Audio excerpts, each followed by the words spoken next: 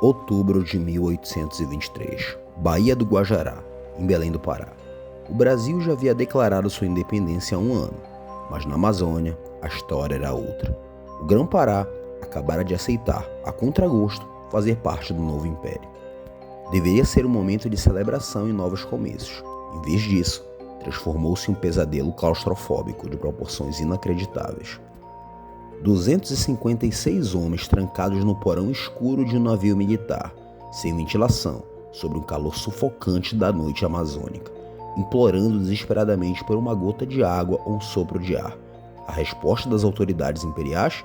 Tiro, isolamento e cal viva. Essa é a história da tragédia do Brigue Palhaço, o episódio mais sombrio da independência do Brasil que a história oficial tentou silenciar.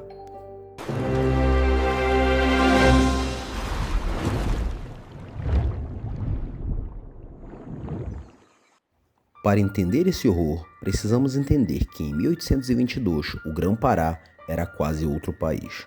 Belém era muito mais ligado a Lisboa do que ao Rio de Janeiro. A elite local, formada por grandes comerciantes portugueses, não queria saber de Dom Pedro I.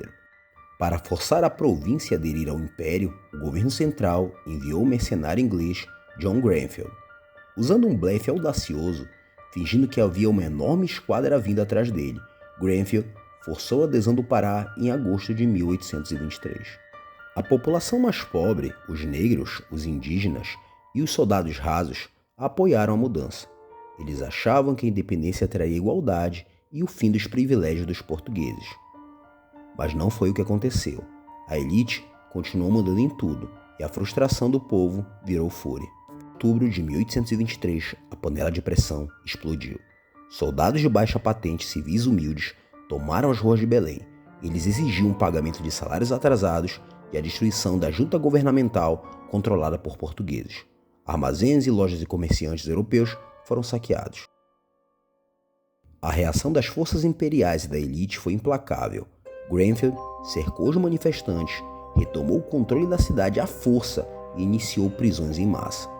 Mais de 250 pessoas foram capturadas, em sua maioria soldados rasos, artesãos e camponeses. As cadeias de Belém não tinham capacidade para tanta gente.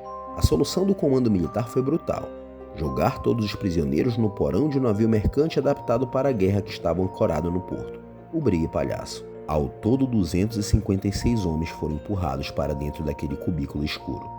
O espaço era mínimo, não havia janelas, não havia circulação de ar e o calor úmido de Belém transformou o porão em um forno industrial em poucos minutos.